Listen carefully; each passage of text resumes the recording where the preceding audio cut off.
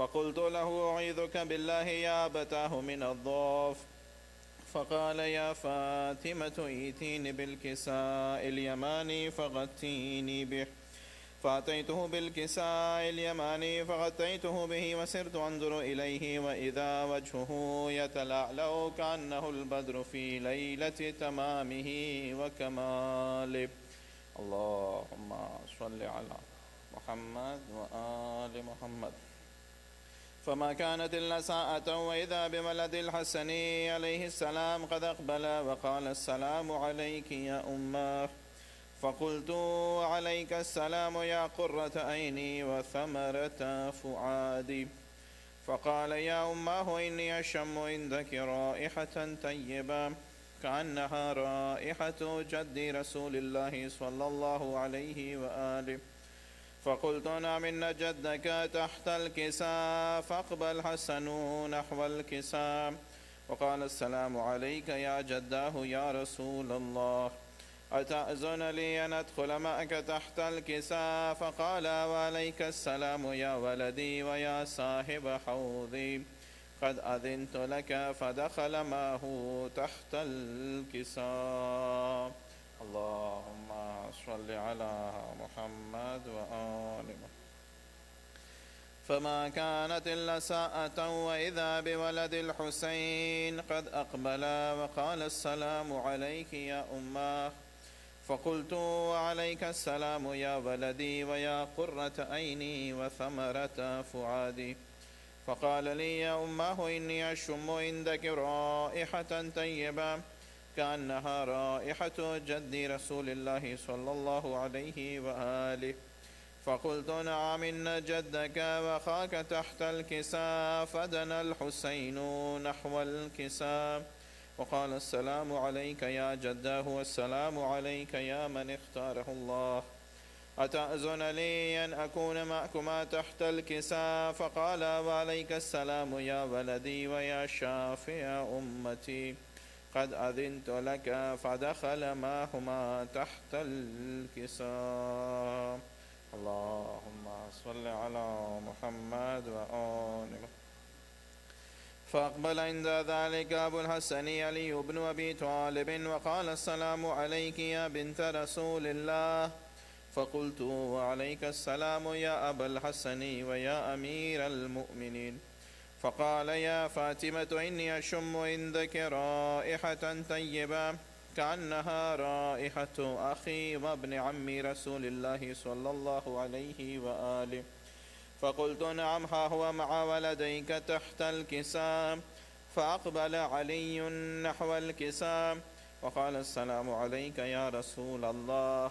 أتأذن لي أن أكون معكم تحت الكساء؟ فقال: وعليك السلام يا أخي ويا وصي وخليفتي وصاحب لوائي. قد أذنت لك. فدخل علي تحت الكساء. اللهم صل على محمد وآل محمد.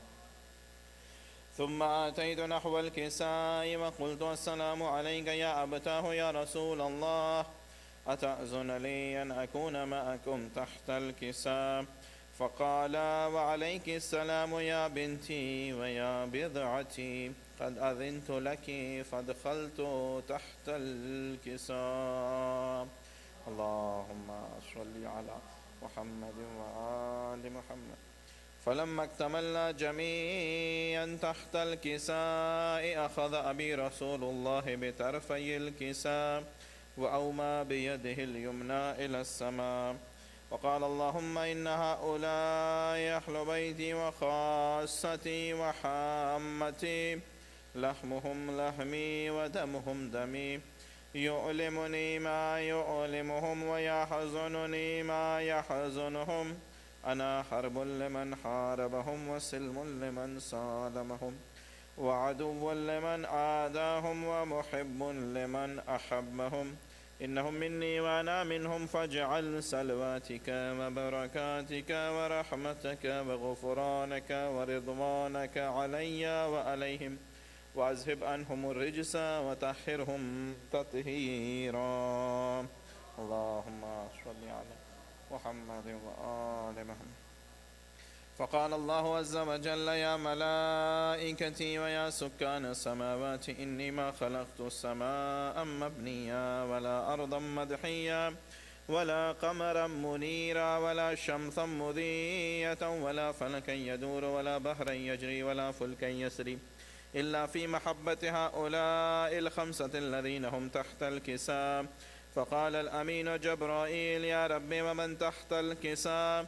فقال عز وجل: هم أهل بيت النبوة ومأدن الرسالة، هم فاطمة وأبوها وبعلها وبنوها. اللهم صل على محمد وآل محمد. فقال جبرائيل: يا رب أتأذن لي أن أحبط إلى الأرض لأكون معهم سادسا؟ فقال الله: نعم قد أذنت لك. فهبط الأمين جبرائيل وقال: السلام عليك يا رسول الله. العلي الأعلى يقرأك السلام ويخصك بالتحية والإكرام ويقول لك: وعزتي وجلالي إني ما خلقت السماء مبنيا ولا أرضا مدحيا ولا قمرا منيرا ولا شمسا مضية ولا فلكا يدور ولا بحرا يجري ولا فلكا يسري إلا لأجلكم ومحبتكم، وقد أذن لي أن أدخل معكم، فهل تأذن لي يا رسول الله؟ فقال رسول الله: وعليك السلام يا أمين وحي الله. إنه نعم قد أذنت لك. فدخل جبرائيل معنا تحت الكساء فقال لأبي: إن الله قد أوحى إليكم يقول: إنما يريد الله ليذهب عنكم الرجس أهل البيت ويطهركم تطهيرا. اللهم صل محمد وآل محمد. فقال علي لأبي: يا رسول الله أخبرني ما لجلوسنا هذا تحت الكساء من الفضل عند الله. فقال النبي صلى الله عليه وآله: والذي بعثني بالحق نبيا واستفاني بالرسالة نجيا، ما ذكر خبرنا هذا في محفل من محافل أهل الأرض وفيه جمع من شيعتنا ومحبينا إلا ونزلت عليهم الرحمة وحفت بهم الملائكة واستغفرت لهم إلى أن يتفرقوا. فقال علي عليه السلام: إذا والله فزنا وفاز شيعتنا ورب الكعبة. فقال أبي رسول الله صلى الله عليه وآله: يا علي والذي بعثني بالحق نبيا واستفاني بالرسالة نجيا، ما ذكر خبرنا هذا في محفل من محافل أهل الأرض وفيه جمع من شيعتنا ومحبينا وفيهم محموم إلا وفرج الله حما ولا مغموم إلا وكشف الله غما ولا طالب حاجة إلا وقضى الله حاجة. فقال علي عليه السلام: إذا والله فزنا وسعدنا، وكذلك شيعتنا فازوا وسعدوا في الدنيا والآخرة ورب الكعبة. اللهم صل.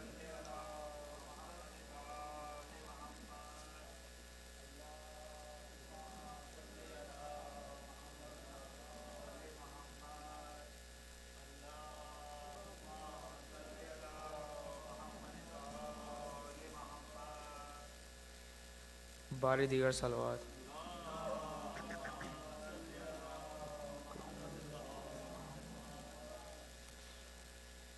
अकबर तेरी बहना को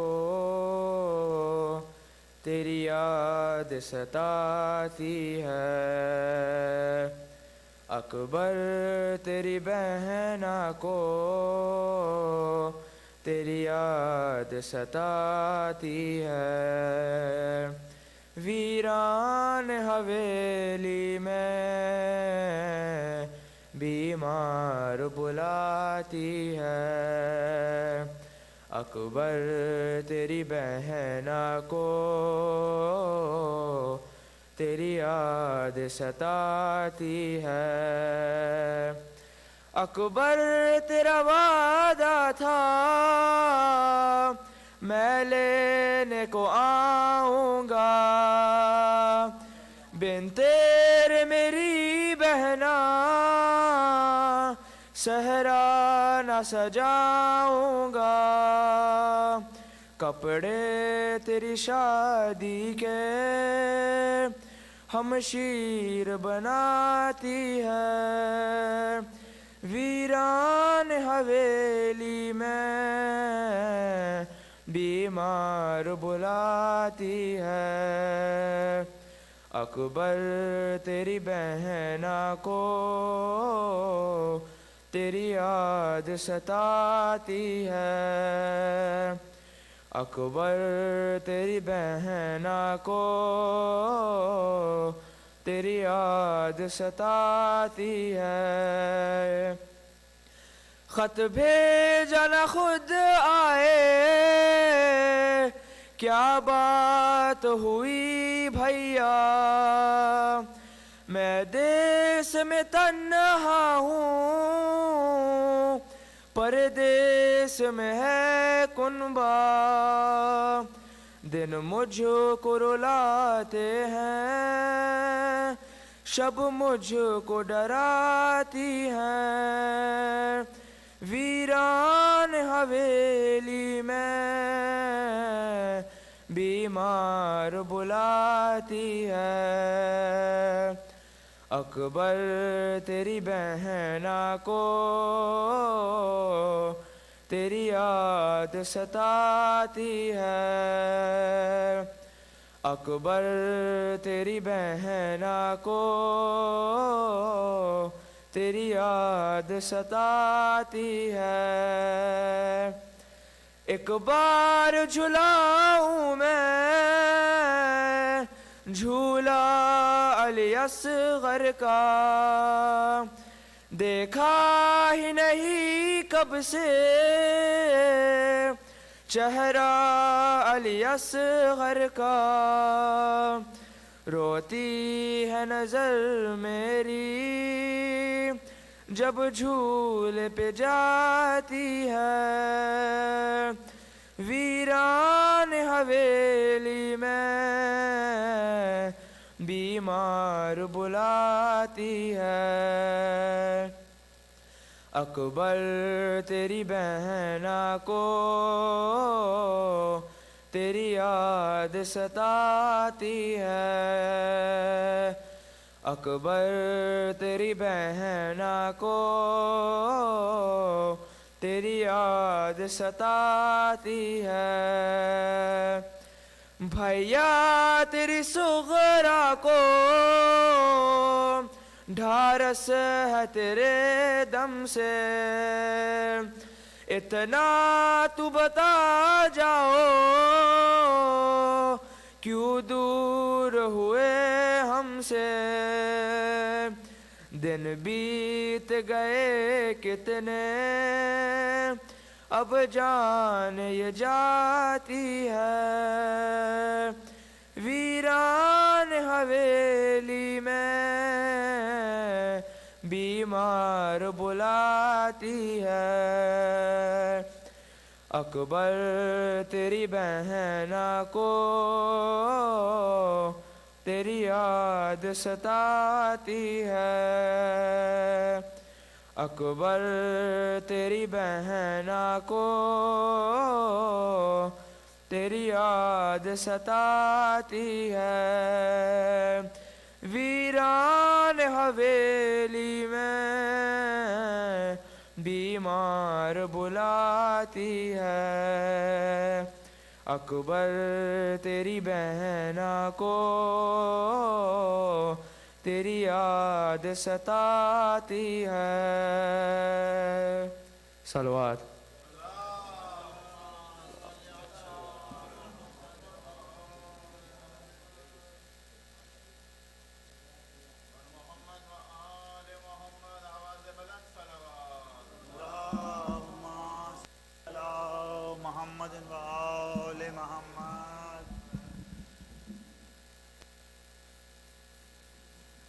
صلوات۔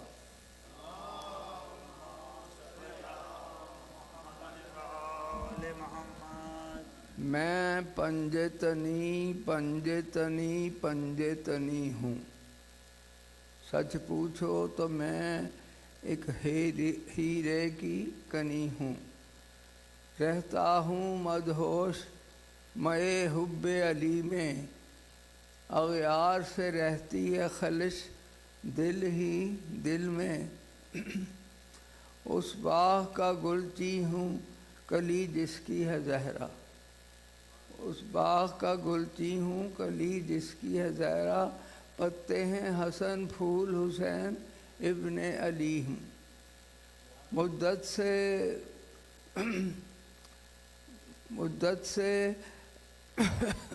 طلبگار ہوں ہو جائے میسر، مدت سے طلبگار ہوں ہو جائے میسر، نصرت جناب امام آخر صلوات۔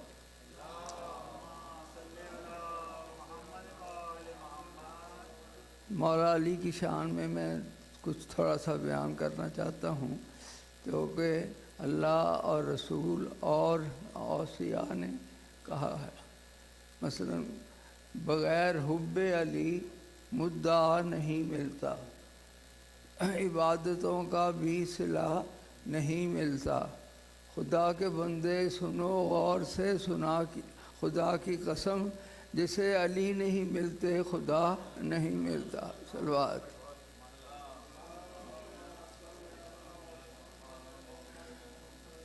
امام شافعی صاحب کا ہے یہ شعر، علی حبہ جنہ قسیم النار والجنہ، وسیع مصطفیٰ حقہ قسیم النار والجنہ، وسیع مصطفیٰ حقہ امام الانس والجنہ۔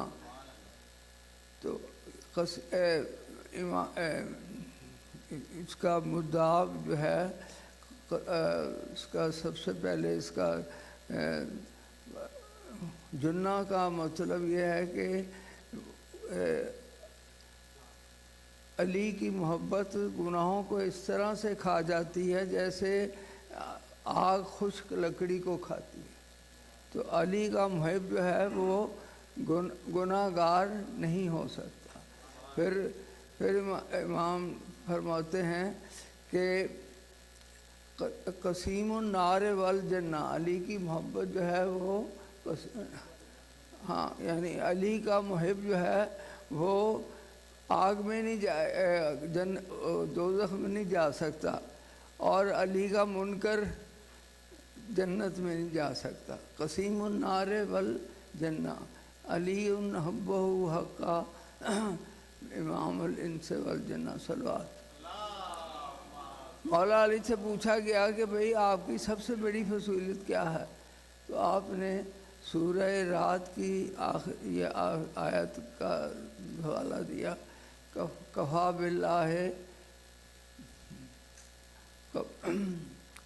باللہ شہیدن بینی و بینکم ومن عندہ علم الکتاب، شہیدن بینی و بینکم ومن عندہ علم الکتاب۔ تو اس میں اس کو اگر آپ کمپیئر کریں تو حضرت سلیمان نے چاہا کہ بلقیس کا تخت جو ہے وہ اس کے بلقیس کے پہنچنے سے پہلے پہنچ جائے وہاں، تو ایک جن نے کہا کہ بھائی میرے اندر اتنی طاقت ہے کہ پیشتر اس کے کہ آپ کا یہ محفل برخاست ہو میں اسے لے کے آ سکتا ہوں، مگر اس شخص نے عاصم برقیہ نے اس نے کہا کہ میں اسے پلک جھپکنے میں لا سکتا ہوں۔ تو ان کے پاس کیا تھا کہ کتاب کا کچھ علم تھا اور وہ اتنا انہوں نے کہا اور وہ تخت جو ہے آ گیا۔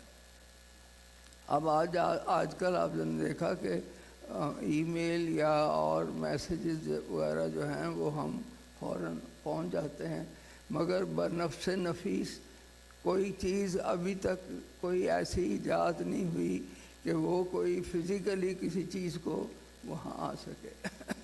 تو اب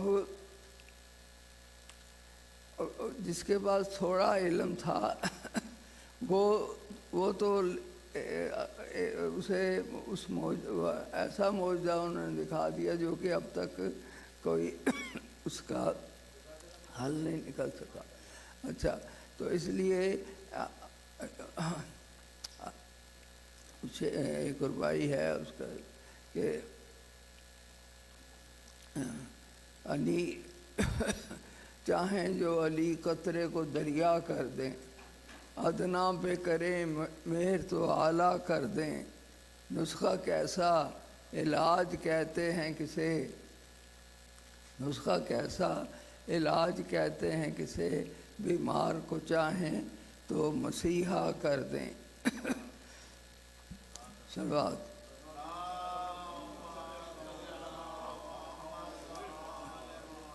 دم عیسیٰ سے اگر ہوتے تھے مردے زندہ، دم عیسیٰ سے اگر ہوتے تھے مردے زندہ، ہیں علی ٹھوکروں سے مردے جگانے والے تھے۔ آپ کہتے تھے قم بیچن اللہ، ٹھوکر مارتے تھے اور مردہ زندہ ہو جاتا۔ 100 سال پرانے بھی کوئی مرا ہوا ہو تو وہ اسے زندہ کرتے تھے۔ صلوات۔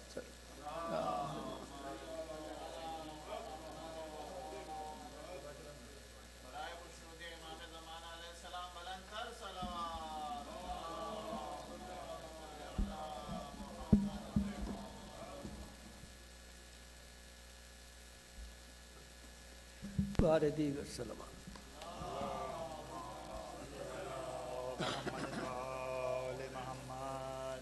امید عریس کے مرثیے کے چند بند ہے، لیکن اس سے پہلے اپنے تمام مرحومین کو شامل کر کے بانی مجلس کے مرحومین کے لیے ایک سورہ فاتحہ۔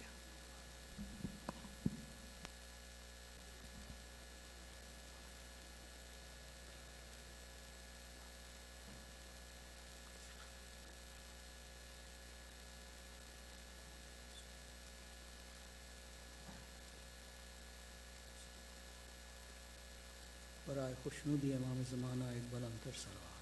اللہم صلی علی محمد و آل محمد۔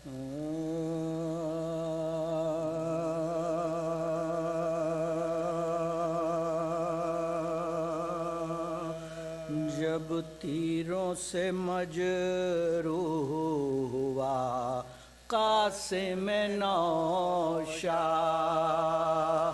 جب تیروں سے مجروح ہوا قاسم نوشا، اور خاک پا گھوڑے سے گرا قاسم نوشا، اور خاک پہ گھوڑے سے گرا قاسم نوشا، یوں شاہ کو چلانے لگا قاسم نوشا، دنیا سے چچا جان چلا قاسم نوشا، مرتا ہوں میں بے آس ہو اب جینے سے میرے، برچھی کی انی پار ہوئی سینے سے میرے،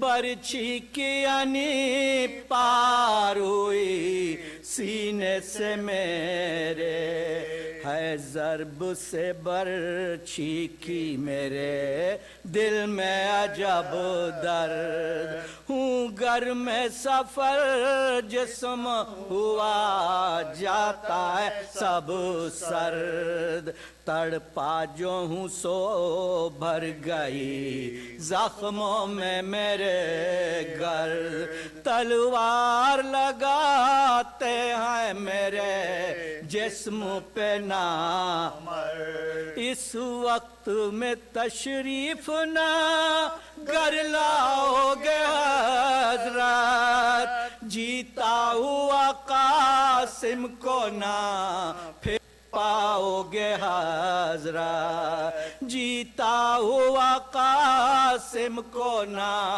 پھر پاؤ گے حضرت، اور तलवार तन पर मेरे तलवार पा तलवार पड़ी है, तन पर मेरे तलवार पा तलवार पड़ी है, पुरखून मेरे सर की हर एक लड़ी है, जलदाओ चचा मुझ पा मुसीबत की घड़ी है, मेहमान हूँ कोई दम का अजल सर पे खड़ी है, दिल टुकड़े मेरा कर दिया बर्छी के आने ने, फरियाद है मेरा मुझे तशना दहानी ने,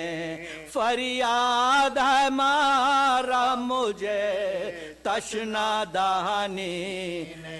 हजरत ने सुनी जब ये सदा इब्ने हसन की, बेताब हो खेमे से निकल रहा लिरन की, था दिल पे ये सदमा के ना ताकत थी सुखन की, फरमाते थे फरमाते चले दिल से के तकदीर दुल्हन की, फरमाते चले दिल से के तकदीर दुल्हन की, आदा ने कहा काट लो जल्दी सर कासिम, ले जाए हुसैन इब्ने अली पैकर कासिम, ले जाए हुसैन इब्ने अली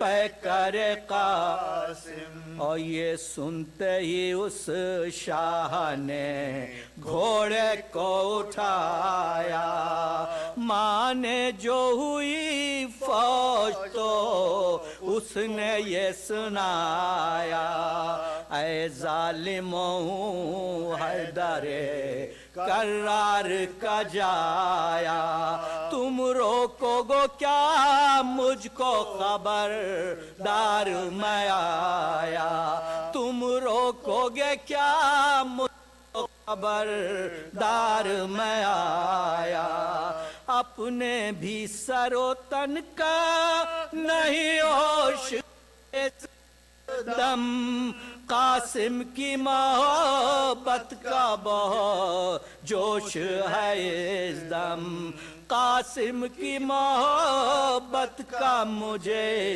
जोश है इस दम, ये कहता जो वो शेसा मैदान में आया, जानो का वो दुख की तई ये खौफ समाया, और मैदान में जो एक एक ने घोड़े को भगाया, तब शाह ने कासिम को सिसकता हुआ पाया, तब शाह ने कासिम को सिसकता हुआ पाया, देखी जो हसन भाई की तस्वीर जमीन पर, बस कूद पड़े घोड़े से शब्बीर जमीन पर, बस कूद पड़े घोड़े से शब्बीर जमीन पर, रोने लगे शायर लाशाए कासिम से लिपट कर, सर पीट के चिल्लाए के हाय हाय मेरे दिल पर, आप पहुँचे वहाँ इतने में अब्बा से दिलावर, रो रो के अलमदार से कहने लगे सरवर, मैं लुट गया दुनिया से सफर कर गए कासिम, पानी ना मिला तशनादार मर गए कासिम, पानी ना मिला तशनादार मर गए कासिम, جب تیروں سے مجروح ہوا. درود محمد.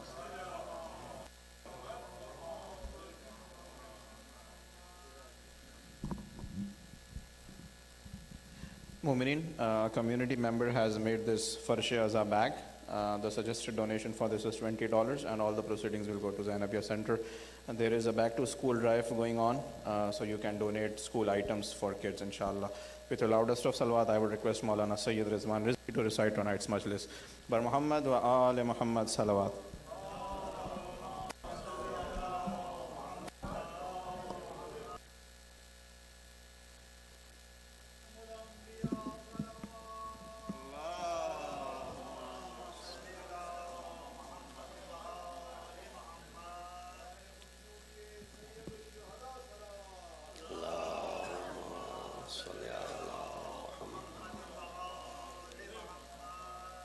رحم الله من قرأ سورة الفاتحة. بسم الله الرحمن الرحيم. الحمد لله رب العالمين. إياك نعبد وإياك نستعين. اهدنا الصراط المستقيم صراط الذين أنعمت عليهم غير المغضوب عليهم ولا الضالين. أعوذ بالله من الشيطان الرجيم. بسم الله الرحمن الرحيم. الحمد لله الذي قصرت عن رؤيته أبصار الناظرين وعجزت عن نعته أوهام الواصفين. الحمد لله رب العالمين. الصلاة والسلام على أشرف الأنبياء والمرسلين خاتم النبيين أبي القاسم محمد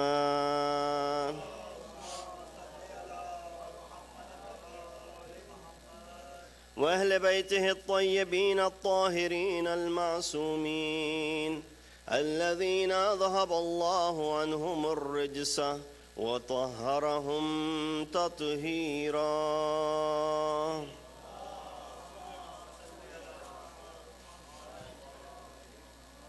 أما بعد فقد قال الله تبارك وتعالى وقوله الحق وهو أصدق القائلين. بسم الله الرحمن الرحيم.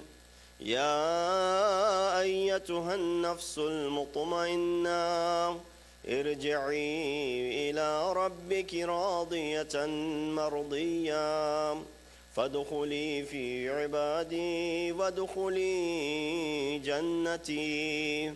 صدق الله العلي العظيم.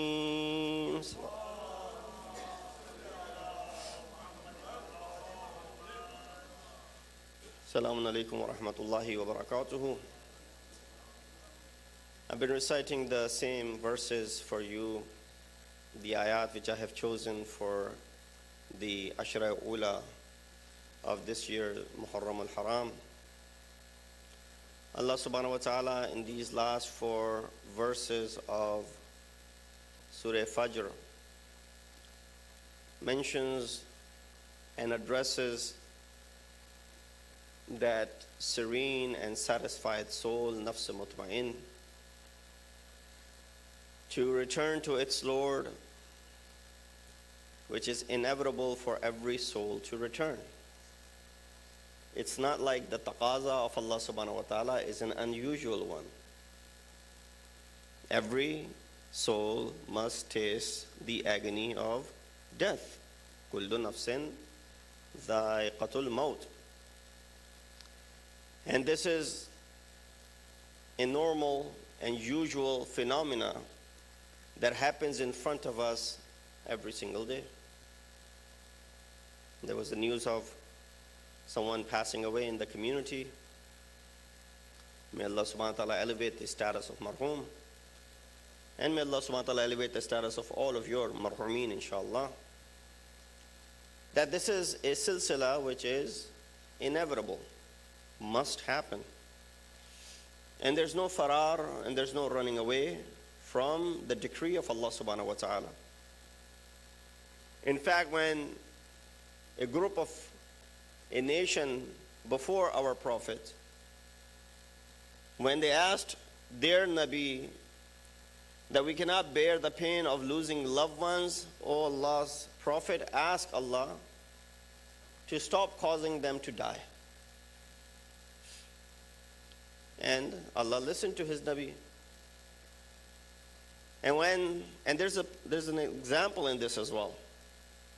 That sometimes when people demand something unrealistic, you need to show it to them practically in order for them to understand and make sense of it. Allah could have easily said to his Prophet, tell them, this is unrealistic.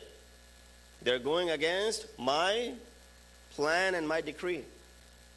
Instead, Allah subhanahu wa ta'ala said to his Prophet, sure, we'll accommodate what they're asking for.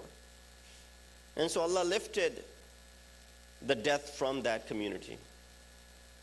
In a matter of a couple of 100 years, people started living long. Someone who was taking care of his father was also taking care of his grandfather and great-grandfather and 4 or 5 generations above. And similarly, he had 4 or 5 generations below him. Life became difficult. Not having enough time to take care of the people in your surroundings. So the nation came back to the Prophet and said, ask Allah to return it back to the way it was. And so Allah subhanahu wa ta'ala returned it back the way it used to be. That you're given this life, this worldly life, not to stay here forever. You're given this worldly life to plant for the hereafter. You have the option because the world is considered to be mazra'atul akhirah. Mazra'a is a farming land where you plant things and then you harvest. So you plant over here and then you harvest in the hereafter. But the moment you start thinking that this is where you'll plant and this is where you'll harvest, is where hubbud dunya comes into play. And insan loses focus from the hereafter, thinking that he will or she will stay here forever and death will not come upon them. But the plan of Allah subhanahu wa ta'ala is the perfect plan. Now, of course, we feel the death or untimely death of some of our family members. That is something which is sometimes difficult to wrap our heads around. Someone who dies at an early age, when we lose a loved one. Someone who dies at a young age. That is something which is hard pill to swallow and hard to explain even. So Maulana, you sit here, if you can't explain, then who will? All you can say is that which Allah has taken away was never ours to begin with. So He has all the right in the world to take away what He wants. What He gave to us was a gift for time being. And then He decided to take the gift back. And therefore we can't question Him. It was His property to begin with. That's why in Quran, every place there's a concept of giving. It says, وَأَنْفِقُوا مِمَّا رَزَقْنَاكُمْ. And give from that which we have given to you. Not saying give from that which you have accumulated. Give from that which you have earned, your hard-earned money. Listen on. وَأَنْفِقُوا مِمَّا رَزَقْنَاكُمْ. Give from that which we have bestowed upon you. That which is our bestowal onto you. Not something. Don't ever think that this is all entirely. That's what Qarun used to think when he was reminded that this is all my hard work. I have made this, I have prepared this, I have created, I have done all of the hard work, and no one has right on it. You say, Maulana, there's no Qarun existing today. Nobody denies this fact. No, people do. When you mention the concept of khums and zakat to them, many become Qarun of the time. So how is it that I go ahead and give 20% of my hard-earned savings? And then the laws surrounding that savings. And why is it so much that we have to give? As if to think that we take that to be anything less than the first or the second or the third wajib in Furu'id. You have salat, you have Saum, you have hajj, you have zakat, you have khums, you have jihad. I give this example that when we talk about jihad, and then we talk about those who used to run away from jihad, and we mock them, we ridicule them, why they used to do that. Running away from jihad was a big crime. It's haram, running away from it. Rasulullah has brought you. First of all, many would bring about excuses so that they don't join Rasulullah. When Rasulullah was going to Tabuk, many started giving excuses. Rasulullah, it's time for us to harvest our farms. It's time for, it's summertime. We have kids, we have this, we have that. We have long hours of work. We have a lot of obligation upon us. And so we can't join you for the Battle of Tabuk. Battle of Tabuk is 1,000+ miles away. And so right away people are hesitant to join Rasulullah. The call of Rasulullah to go bring these people, they're hesitant. They're giving all sorts of excuses. Yeah, people like that existed in the time of Rasulullah, even when he had migrated to Medina, when you think that he has complete control over them. Battle of Badr starts on 17th of Ramadan, right outside of the city of Medina, meaning they must have left the city a couple of days before, 13th or 14th of Ramadan. Rasulullah comes out of the city limits of Medina. He says, break your fast. So why? He said, because we have traveled out of Hadd Tarakhus, the city limits. You can't see the walls of the city anymore. You can't see the sound of adhan anymore. This is where your salat becomes qasr and your fast is qasr as well, meaning you can't fast. Many continued fasting. The history mentions. Many did not pay attention to Rasulullah. They continued fasting. So bringing you back, that this maut, which is being mentioned over here, Ya ayyatuhan nafsul mutma'inna, is inevitable. As long as this is nafs mutma'inna.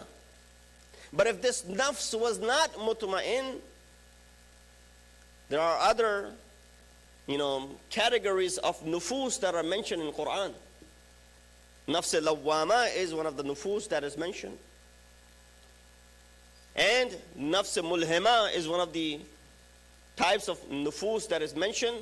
Nafs ammara, which is one of the types of nufus that is mentioned. Some mention these are the halat and the conditions of your nafs.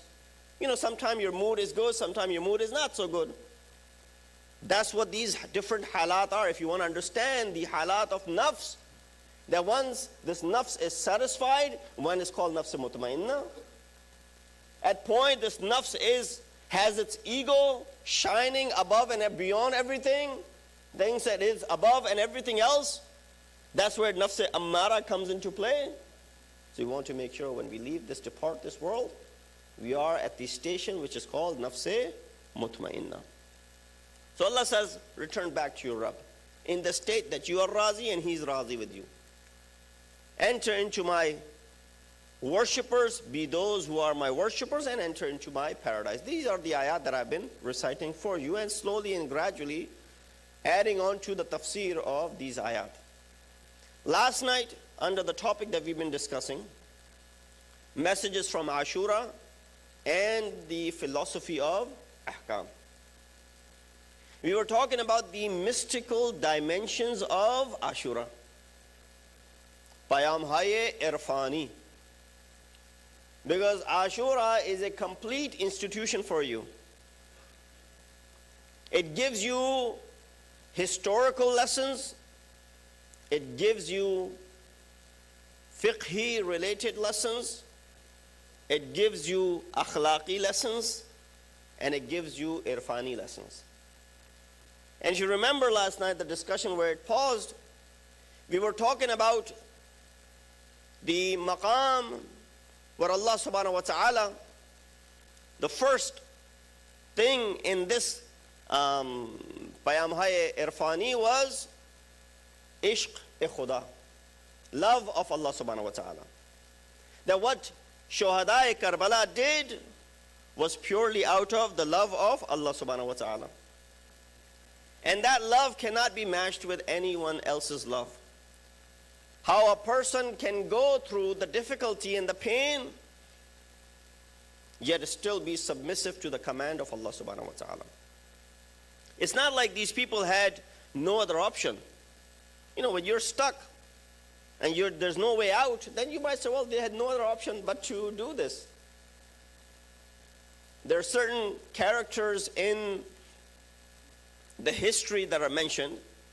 And of course, it just came to my mind, so don't think that I'm disrespecting the Shuhada of Karbala.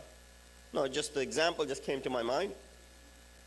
That there was a person, in fact, I won't label it so that there's no disrespect. You'll see why I'm saying this. There was a person, a battle was going on. He was completely unaware of it. He lost his donkey, which ran into the battlefield. He ran after his donkey to catch it. He was killed. They named him Shaheed-e-Himar. Right? The person was not there to fight. That's why I said I was avoiding saying it, because just after. But this person was not there. His intention was not to take part in the marika. And so his shahadat is not the shahadat of the one who would sacrifice their lives. He happened to be at the wrong place, the wrong time. And he died. So he's labeled as Shaheed-e-Himar, for example. He died because he was fetching his animal, and in catching his animal, he ended up giving his life. But these are the people who had chosen this path. These are the people who were given an opportunity on the night of Ashur by Imam alayhi salatu wasalam. They were not forced into this. You all know, and I will mention it later on as well, when we talk about tonight's Shaheed, that Imam put out the light. Imam put out the candle. Why put out the candle? So that you don't see the faces of others. Because if someone is leaving, they'll be ashamed. Right? All of you are sitting over here. Now there's no holds barred. Nobody's keeping you from staying here. Nobody's forcing you to stay here. You can get up and leave anytime you want to. But you say, majlis is going on. I don't want to leave. I'll wait till the majlis is over. But if it was pitch dark over here, you wouldn't have that feeling. You'll just walk up and leave anytime you wanted to. Imam put out the candle so that nobody would see who gets up and goes. There were so many ashab. Yet of course, when Imam puts the candle back on again, only to see what? That no one has gotten up and left. Everyone was sitting. That means what? That means that everyone was there with their own will and their own choice. And that's really something. When Imam ﷺ tells them that tomorrow everyone will be martyred, they are after my blood. If you go away, they won't bother you. Tomorrow everyone will be killed. But yet Imam sees. That's why Imam compared that my ashab are awfa, more loyal than the ashab of Rasul and the ashab of Ali, because of this very incident. Here, coming back to the discussion that we had yesterday, the second thing that we were talking about under the mystical dimension of Karbala was bala and ibtila and calamity.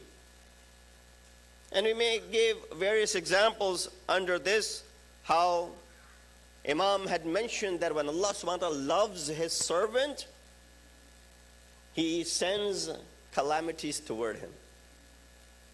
Even Imam Ali in his khutbah, he says that if you believe in us, فَلْيَسْتَعِدْ, then be ready for what? For you to be, criticized, for you to be attacked. The moment you start believing in us, فَلْيَسْتَعِدْ, then be prepared. People will come attack you. They'll come and they'll start criticizing you. Our love is not that cheap. Our love comes with a price. But yeah, our love is something which makes you the most affluent person in the world. Someone came to Imam and he said, Imam, I'm poor, needy, I need help. Imam said, you're the richest person in the world. He said, Imam, don't mock me further. I have barely enough to provide for my family. Imam said, but you're still the richest person in the world. He said, how so? Imam said, what if I was to offer you the most pure gold in the amount of this mountain, and in return give up our love, muhabbat of Ahlul Bayt? Will you trade? He said, no, I will never make that trade. Imam said, there you go. You have, which is beyond and above that which I give you a figurative example of something which you cannot put a price on it. Of course, with love of Ahlul Bayt, you say, well, how am I going to feed my family? This is where tawakkul comes into play. Allah subhanahu wa ta'ala provides, opens up from the places that you had never thought of before, as long as you have this tawakkul upon him. So coming back, here we look at how Imam alayhi salatu wasalam, even in his last moments, when he's breathing, last few breaths that are left in Imam, he says this, making this dua, Ya sabighan ni'ma, sabighan ni'ma wa hasanul bala. The one who has given ni'mat in abundance, and the one who has given and inflicted us with the most beautiful calamity. Look at someone who's so optimistic. That Imam, you are being attacked, Imam, you are being killed, Imam, you are about to attain martyrdom. Yesterday, Janab Zainab's quote, Ma ra'aytu illa jamila. Today, Imam Hussein's quote, Sabighun ni'ma wa hasanul bala. Last moments of Imam's life. Oh Allah, who has given so many ni'mat and who has afflicted us with the most beautiful calamity. Who calls a calamity to be hasan or beautiful? Therefore, in reference to the falsafa of ahkam, relating with this, there's a very beautiful tradition from Janab Fatmatul Zahra salamullahi alayha,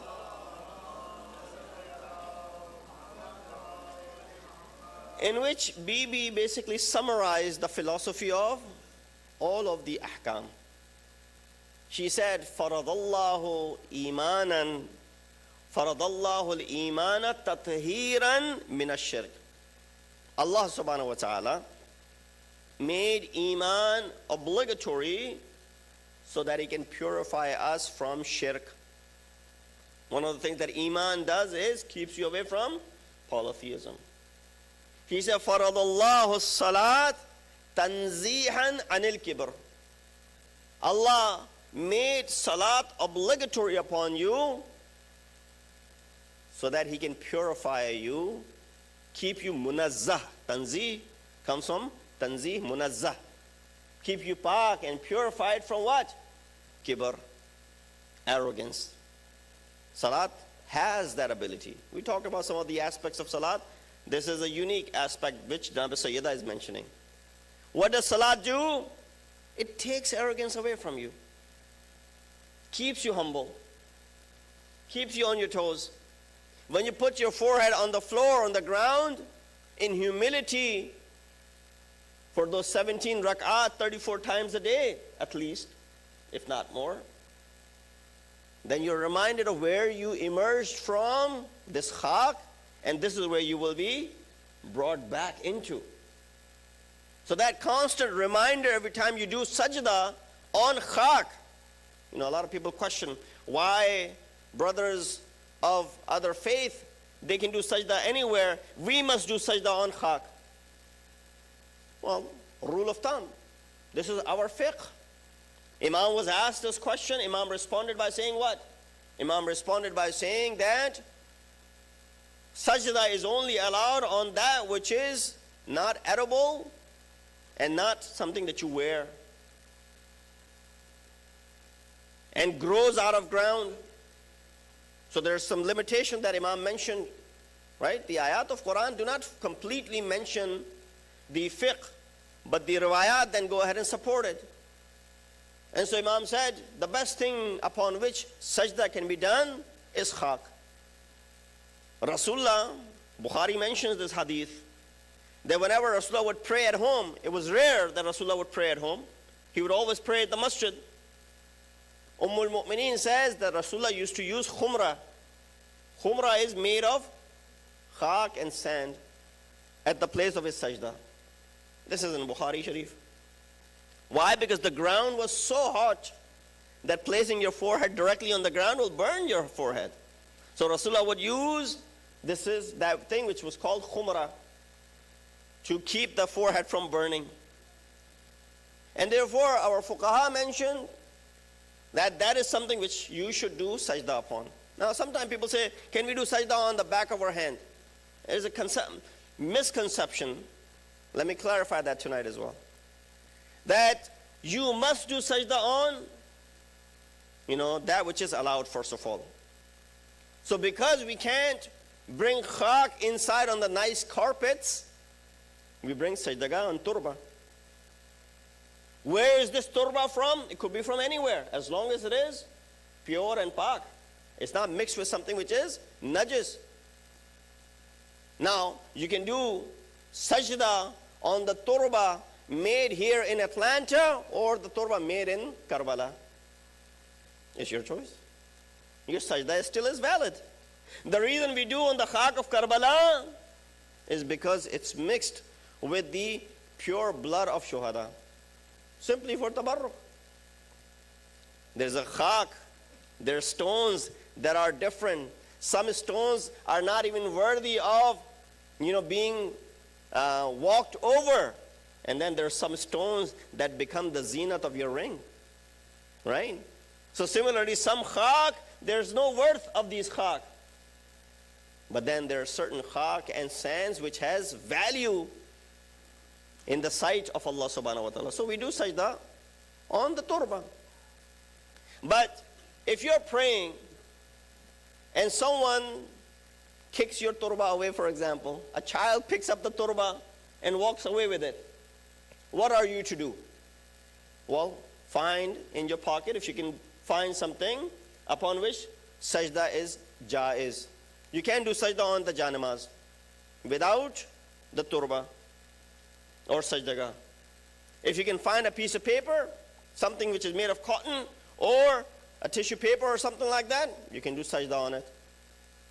What if I can't find anything? Then some people say, just go ahead and do it on the back of your hand. No.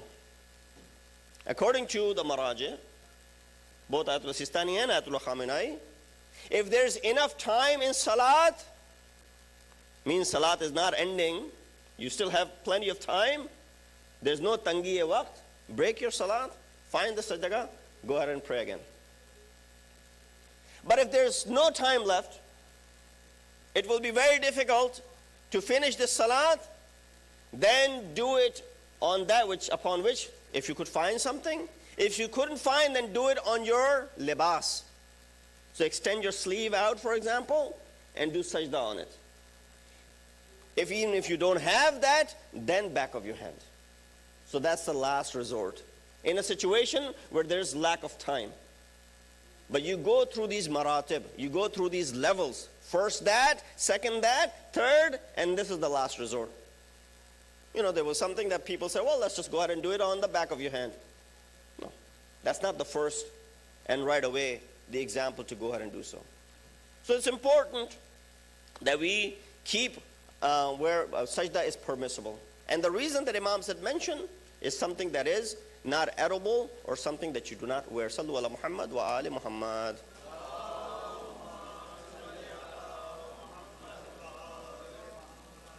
So Janabe Sayyida, when she was mentioning this, she said, Salat is something which keeps you from takabbur, from bringing this kibriyai into you. You put your forehead on the ground.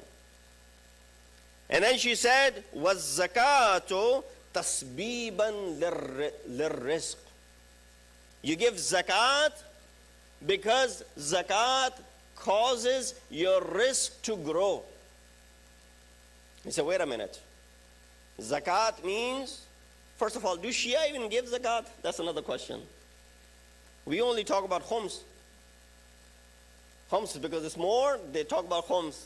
It's 20%. Zakat is 2.5%. No. There is entire chapter on zakat. The chapter which talks about that zakat is due on all of these things. There's nisab of all of the things upon which zakat is due. 2.5%. Those who have livestock, those who have animals, if there's a certain number of animals you have, then you have to give zakat. If you are a farmer, when you have crops, those 4 crops that are mentioned, more commonly grown, if you reach the nisab of it, then you have to give 2.5% zakat. If you're dealing with gold and silver coins as transaction, not something which you were gifted at a wedding by your parents, no, not that gold, not that silver. That gold and silver coin which you're using as a trade, meaning you're trading in it, because back in the day, dinar and dirham were gold and silver. And if you had enough dinar, then you would go ahead and give zakat on it. Because not many of us are farmers, because we don't have animals, because we don't deal with gold and silver, there's no zakat upon us. There's nothing wrong with that. Just like if you're not mustati, if you don't have the ability, health-wise or financially, there's no hajj upon you. Nobody questions why don't we do hajj? Well, because you don't have the ability. Similarly, if you don't have any of those things, then there's no zakat on you either. But there's definitely khums on you, regardless. Why? Because you must have savings. He said, Maulana, kahan savings? Hoti nahi hai kuch. He said, you don't even have $1 in savings at the end of the year? Haan, $1 to bachta hi hai, ab itna bhi nahi. So then give khums on that $1.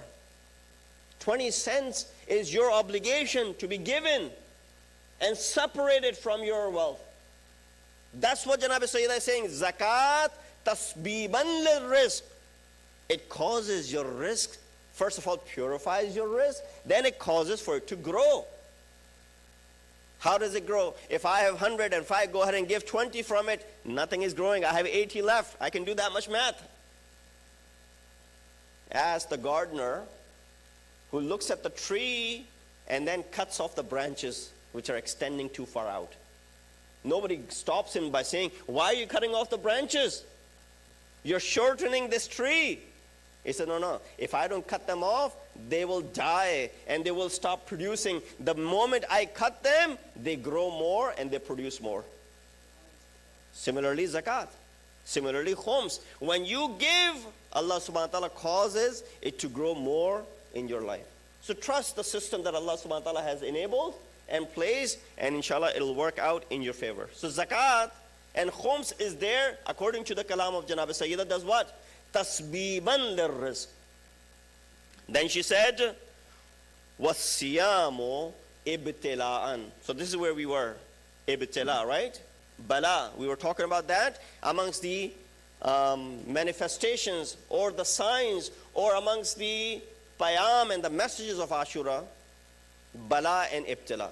She says, وَالصِّيَامُ ibtila'an li'ikhlasil khalq. Meaning what? Siyam has been created so that your ikhlas can be strengthened. This is one ibadat which hardly anyone shows off with. You can show off while you're praying. You can show off when you're giving khums and zakat. You can even show off when you're going for hajj. You can show off when you're doing jihad. You can show off in other ibadat. But fasting and siyam is probably the only ibadat where you're already going through the trouble of the day. What's the use in showing off? In fact, in other ibadat, you do something. Right? Namaz, you actually physically do something. Hajj, you actually physically do something. Siyam, you don't do anything. It's not like there's a thing that you're doing which is called siyam. There's an act which you're performing which is labeled as siyam. It's lack of action what siyam is. It's just the intention that you make that I will refrain from eating and drinking and all those things from dawn till dusk. There's no action being done. There's no actual amal being done like it is done in taking out the khums, in giving zakat, in performing jihad, in praying 5 times a day, or in doing hajj. None of those things are being done. That's what siyam is. When there's lack of action, it's all a spiritual ibadat. And it takes a toll on your body. When it does, what does it do? It makes your ikhlas even more and more stronger.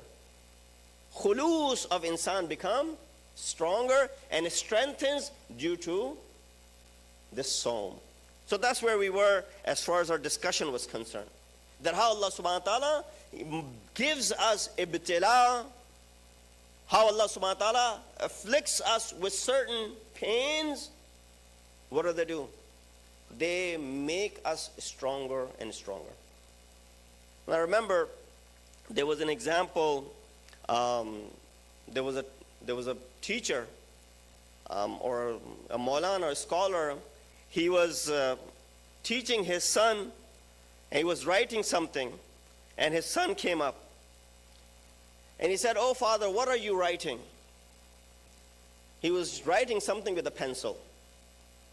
He said, "Oh my son, that which I'm writing is not important, but that which I'm using it to write with is more important."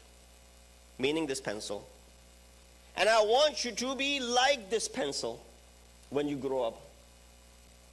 Now the son thought and he said, "How can I be like this pencil?" Then this father explained to him.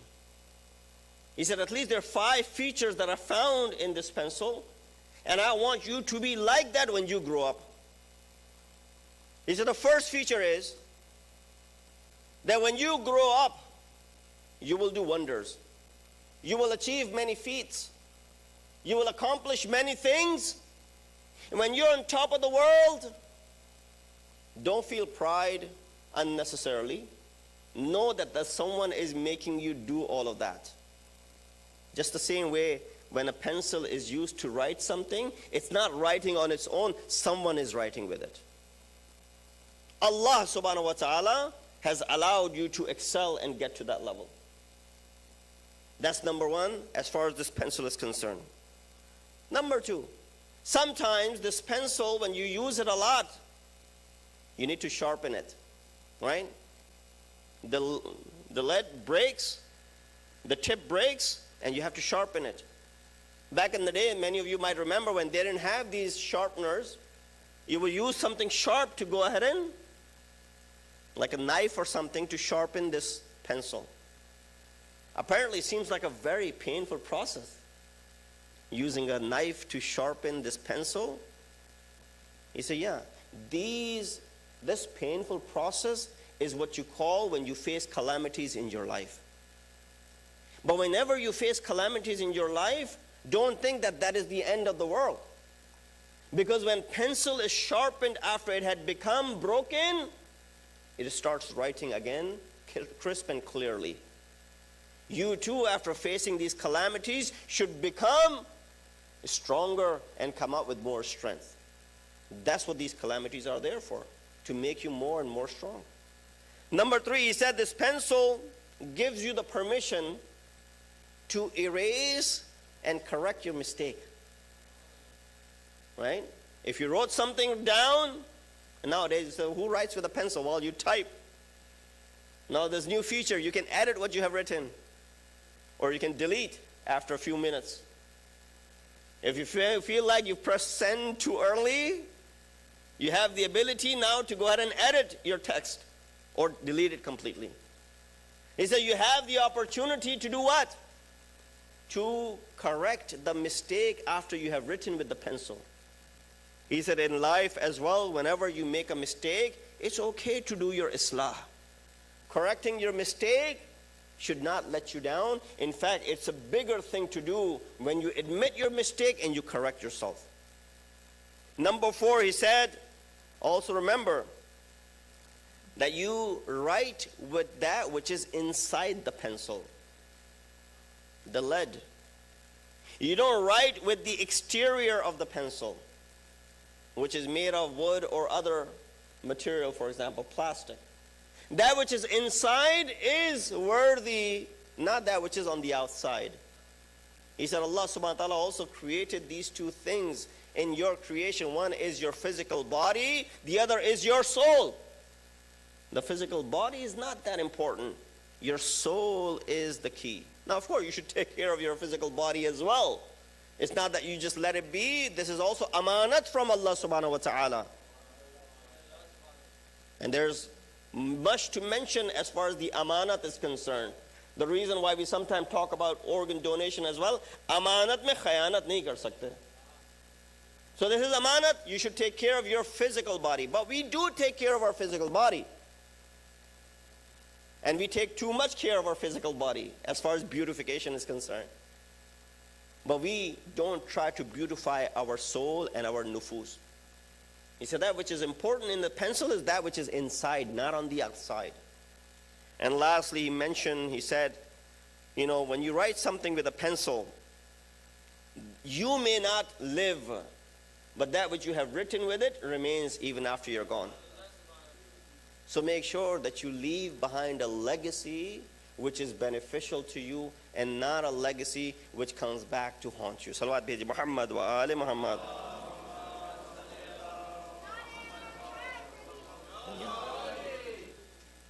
I also want to get in one more dimension from the mystical dimensions of Ashura tonight, in the brief time that I have remaining.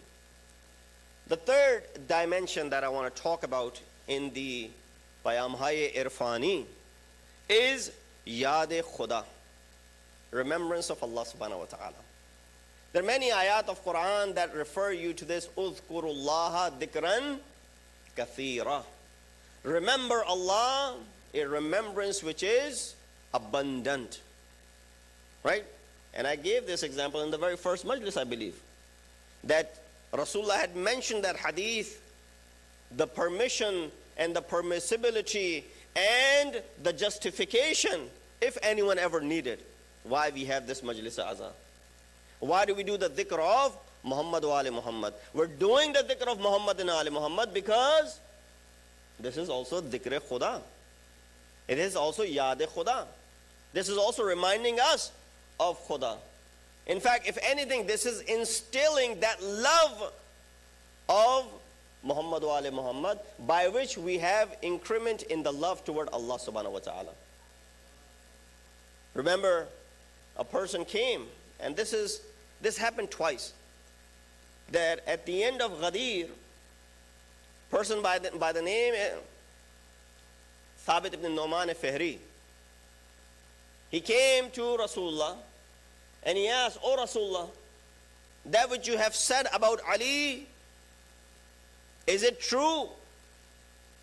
Or is it something from Allah subhanahu wa ta'ala, or is it your own?" Not realizing that Rasulullah does not say anything on his own. Everything is from Allah. He said, was it not enough that you made us do jihad, you made us pray, you made us give zakat, you made us do this, you made us do that? Now you want to impose the vilayat of your cousin and your son-in-law upon us. Big claim. Is it from you or from Allah? This could be because you love him. Rasulullah said, this is from Allah subhanahu wa ta'ala. The man said, if it is from Allah, then I ask Allah to send upon me adhab right at that moment. The first ayat of Surah Ma'arij, وَإِذَا سَأَلَ سَائِلٌ بِعَذَابٍ وَاقِعٍ. That when the Sa'il asked for adhab waqi, it came upon him. Unanimous, explanation of this ayat in tafsir. That adhab came on that person and he died on the spot. And even that was not enough to awaken the conscience of the people. يَعْرِفُونَ فِي غَدِيرٍ وَيُنْكِرُونَ فِي سَقِيفَةٍ. They acknowledged it in Ghadir and they forgot in Saqifa. Their means of asking, how you ask a question. Similarly, another man came to Prophet in his masjid when Rasulullah had arrived back in Medina. O Rasulullah, what did you say? What you said about Ali, is it from you or is it from Allah subhanahu wa ta'ala? Rasulullah responded by saying, indeed it is from Allah subhanahu wa ta'ala. No doubt about it. And then Rasulullah added, for the sake of those who might question this even later on. Rasulullah in this beautiful hadith, he says, Amma innahu ma anzalallahu kitaban illa wa ja'ala lahu sayyidan.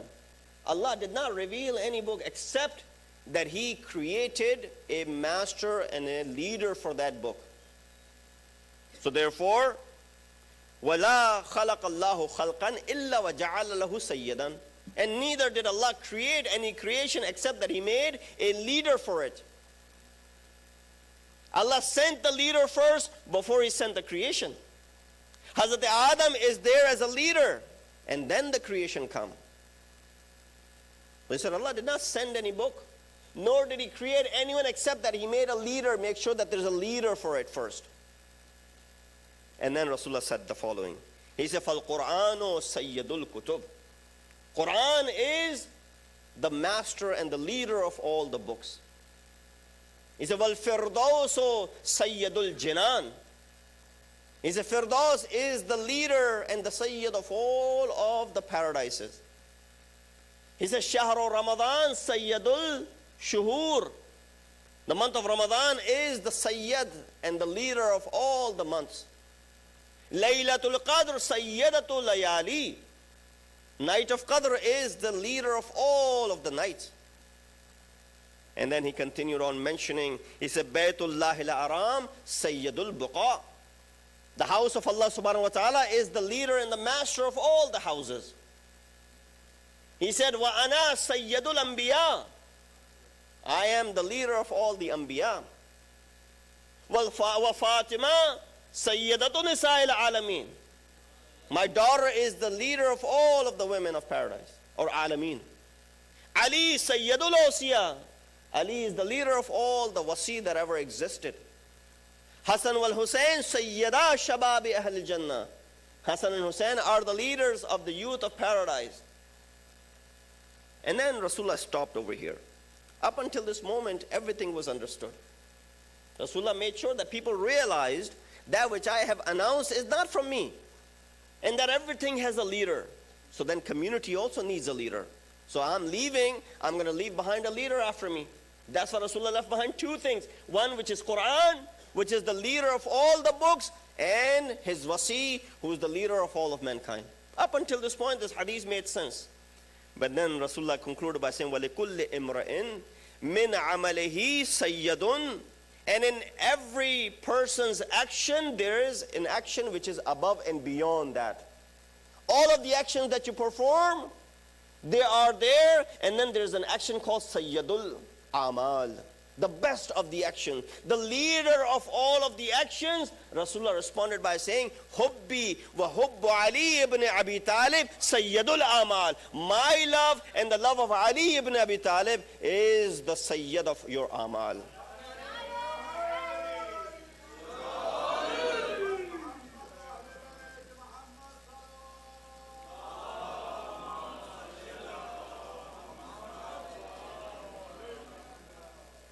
You need this leadership, otherwise without it, you will no longer exist.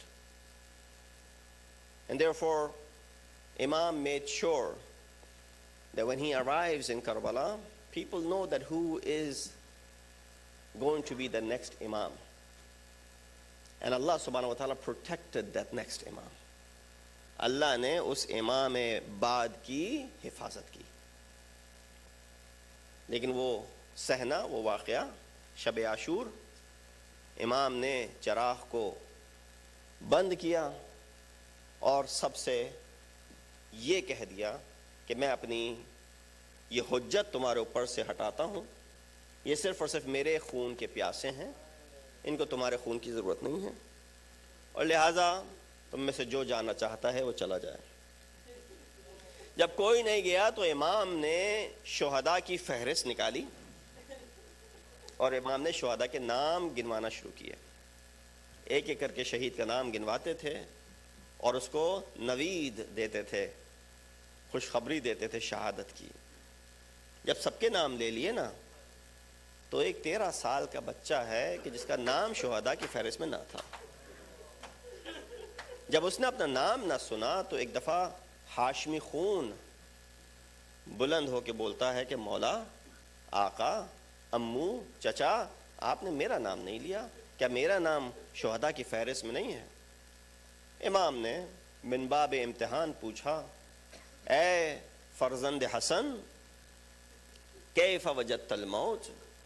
جواب ملا احلا من العسل. جب امام نے امتحان لے لیا تو امام نے کہا ہاں، تمہارا ہی نہیں بلکہ تمہارے چھوٹے بھائی علی اصغر کا نام بھی شہداء کی فہرست میں. بس ہاشمی خون کو ایک دفعہ اور جوش آیا، کہا مولا یہ اشقیاء کے خیام تک پہنچ جائیں گے. امام نے کہا نہ، یہ جرأت، یہ جوش، یہ کل اپنے سامنے رکھنا نہیں، یہ اشقیاء خیام تک نہ پہنچیں گے، جب تک میں زندہ رہوں گا کم از کم تب تک تو نہ پہنچیں گے، اور علی اصغر کو میں اپنے ہاتھ سے لے کے جاؤں گا. لیکن ہاں تمہارا نام بھی شہداء کی فہرست میں ہے. بس یہ بچے کی چہرے پہ مسکراہٹ آتی ہے. دو ہی شخصیتیں ہیں زندگی، دو ہی شخصیتیں ہیں تاریخ میں کہ جنہوں نے اپنی موت کا سن کے مسکرایا ہے. ایک جناب سیدہ ہیں کہ جب رسول اللہ نے ان کے کان میں وہ بات کہی تھی جس کے بارے میں لوگوں نے پوچھا تو سیدہ نے کہا ہاں میرے بابا نے ان کے آخری ایام میں، آخری وقت میں جب میں نے ان سے بات کی تو انہوں نے کان میں میرے کہا اے سیدہ تم سب سے پہلے آ کے مجھ سے ملو گی، یعنی مجھ کو میرے مرنے کی خبر دی. تو سیدہ کے چہرے پہ مسکراہٹ آئی تھی. اسی طرح حسن کے فرزند قاسم بھی مسکرائے اور اس طریقے سے مسکرائے اور یہ کہہ کے کہ مجھے بھی اجازت مل گئی ہے.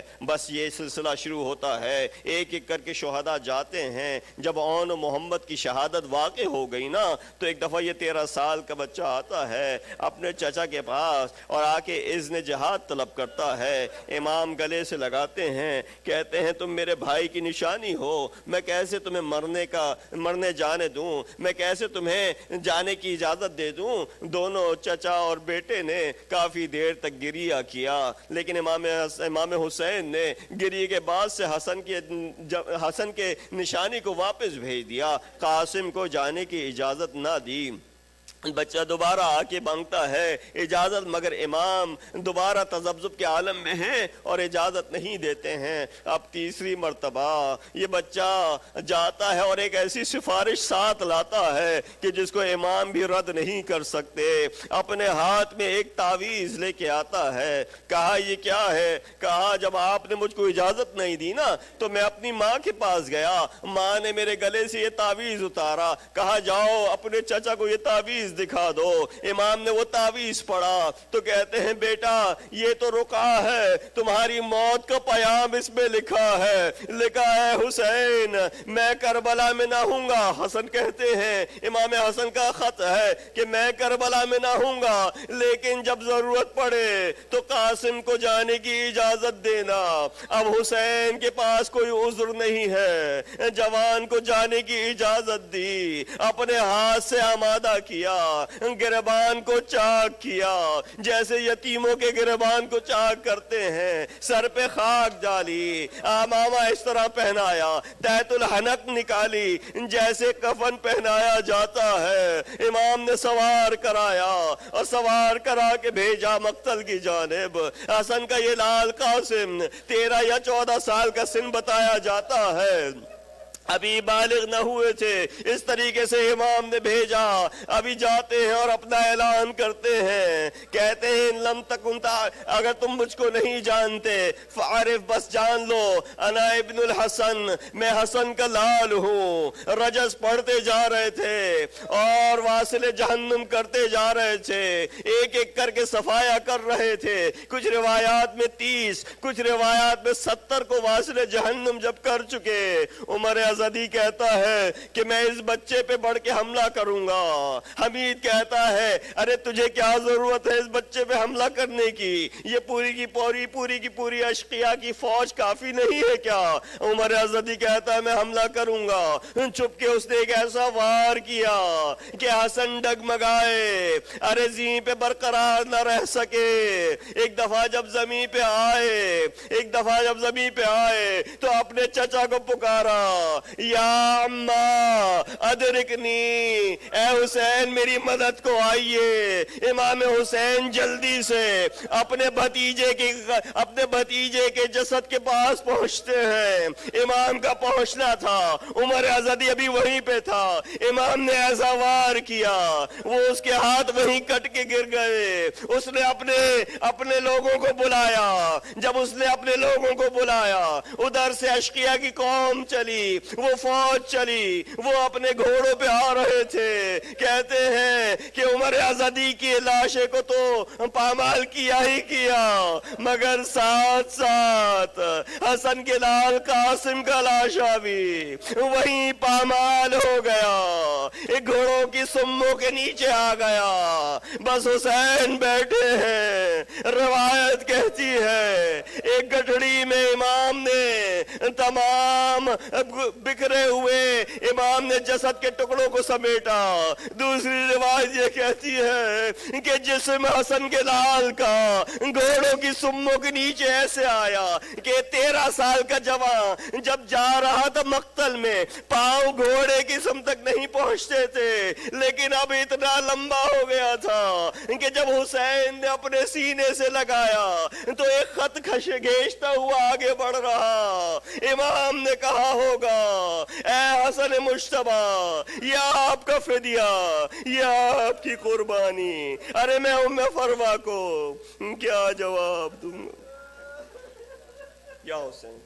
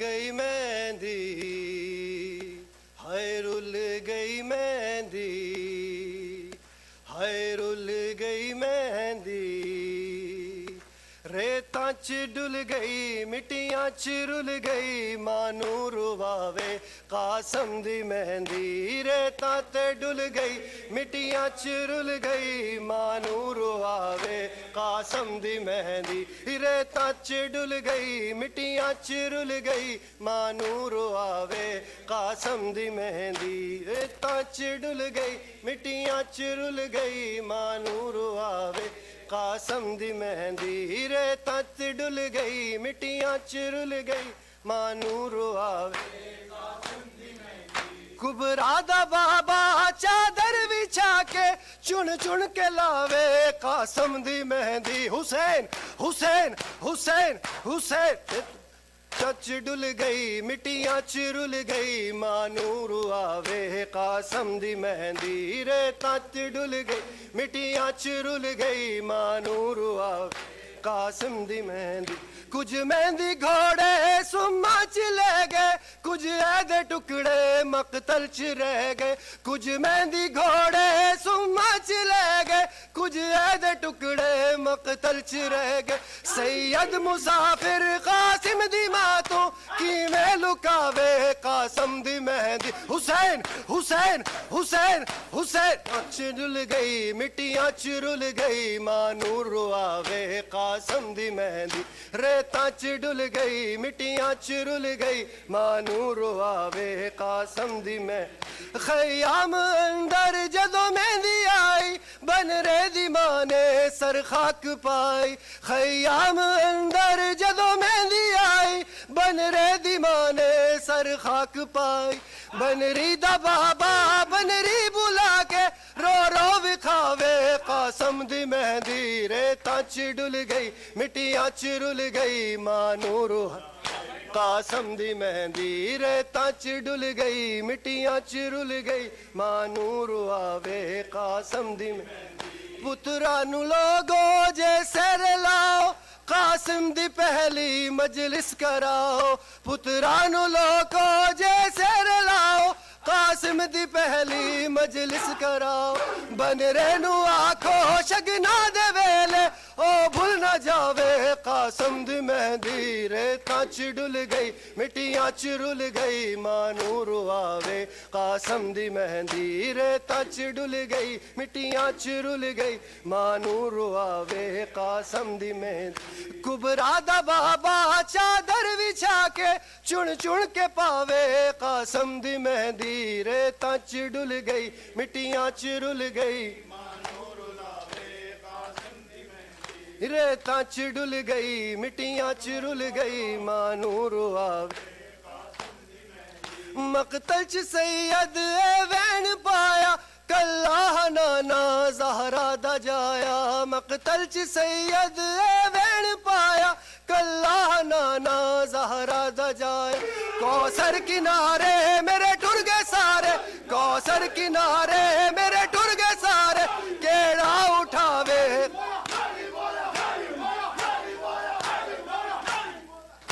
کوثر کنارے میرے ٹر گئے سارے کیڑا اٹھاوے قاسم دی مہندی ریتاں چ رل گئی مٹیاں چ رل گئی مانو رواوے قاسم دی مہندی ریتاں چ ڈل گئی مٹیاں چ رل گئی مانو رواوے قاسم دی مہندی ریتاں چ ڈل گئی مٹیاں چ رل گئی مانو رواوے قاسم کبرا دا بابا چادر بچھا کے چن چن کے پاوے قاسم دی مہندی ریتاں چ ڈل گئی مٹیاں چ رل گئی مانو رواوے قاسم دی مہندی توقیر او دے تو سین راضی مظلوم کربل دی بہن راضی توقیر او دے تو سین راضی مظلوم کربل دی بہن راضی قاسم دی تربت دل وچ وسا کے جیڑا سجاوے قاسم دی مہندی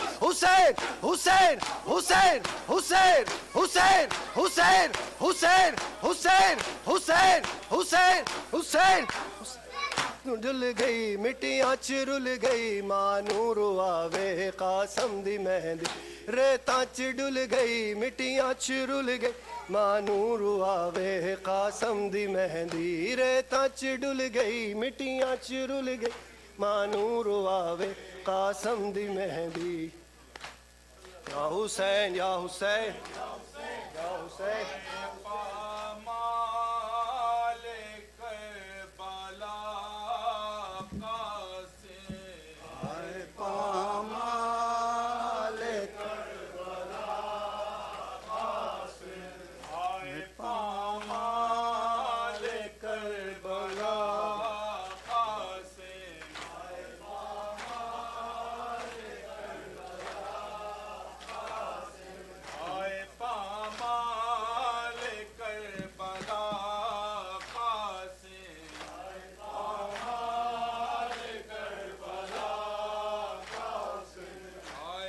حسین تیرے لہو کی خوشبو حسین تیرے لہو کی خوشبو فلک کے دامن سے آ رہی ہے حسین تیرے لہو کی خوشبو حسین تیرے لہو کی خوشبو فلک ہائے یہ خون ناحق چھپے گا کیوں کر یہ خون ناحق چھپے گا کیوں کر جسے یہ دنیا چھپا رہی ہے حسین تیرے لہو کی خوشبو حسین تیرے لہو کی خوشبو فلک کے دامن سے آ رہی ہے یہ صبر تیرا تیری عبادت وہ راہ حق میں تیری شہادت تیری صداقت کی داستان ہے تیری صداقت کی داستان زمان بھر کو سنا رہی ہے حسین تیرے لہو کی خوشبو حسین تیرے لہو کی خوشبو فلک کے دامن سے آ رہی ہے تمام عالم کو یہ دکھایا کٹا کے گردن کو دی بچایا مگر یہ امت ابھی ابھی بھی مگر یہ امت آل نبی کو ستا رہی ہے حسین تیرے لہو کی خوشبو حسین تیرے لہو کی خوشبو فلک کے دامن سے آ رہی ہے اے جوان بیٹے کی لاش لینے چلے ہیں مقتل کو شاہ والا مگر ضعیفی قدم قدم پر مگر ضعیفی قدم قدم پر اٹھا رہی ہے بٹھا رہی ہے حسین تیرے لہو کی خوشبو حسین تیرے لہو کی خوشبو فلک کے دامن سے آ رہی ہے غریب مولا کی بے کسی پر غریب مولا کی بے بسی پر ابھی تلک وہ زمین کربل ابھی تلک وہ زمین کربل لہو کے آنسو بہا رہی ہے حسین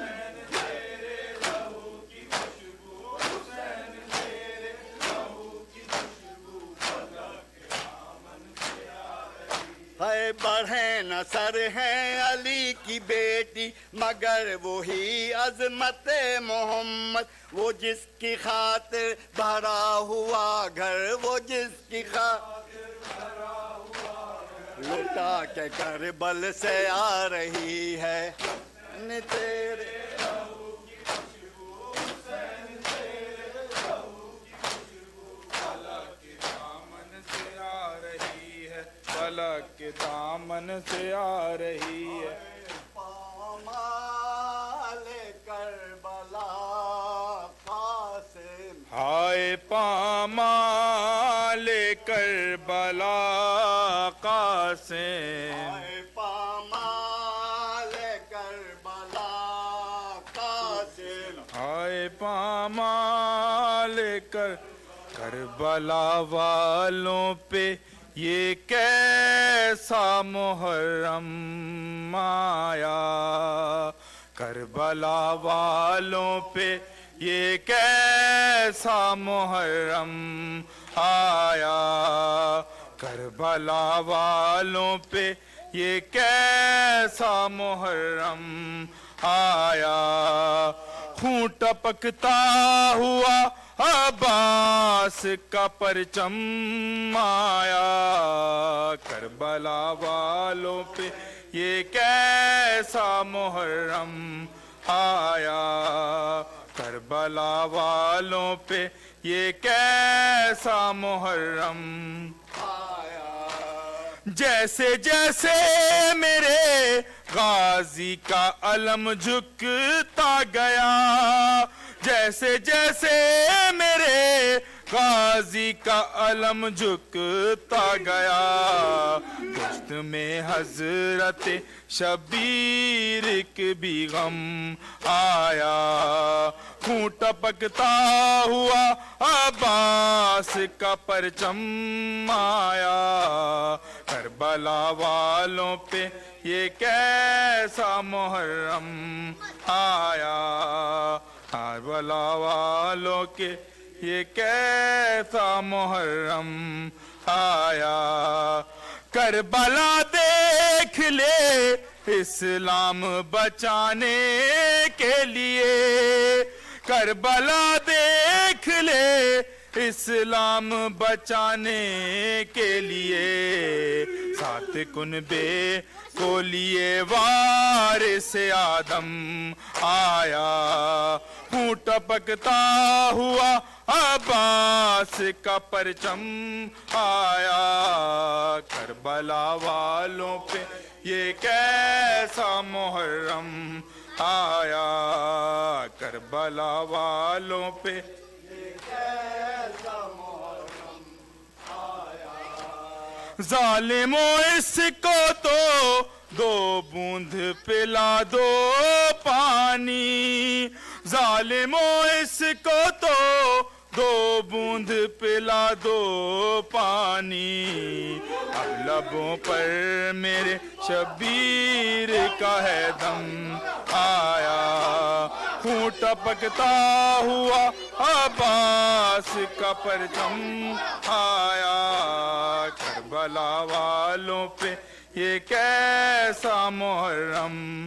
آیا، کربلا والوں پہ یہ کیسا محرم آیا، سارے موسم تو گزر جاتے ہیں آ کر لیکن، سارے موسم تو گزر جاتے ہیں آ کر لیکن، بس ہمیشہ کے لیے موسم ماتم آیا، خون ٹپکتا ہوا عباس کا پرچم آیا، کربلا والوں پہ یہ کیسا محرم آیا، کربلا والوں پہ یہ کیسا محرم آیا، کربلا والوں پہ یہ کیسا محرم آیا،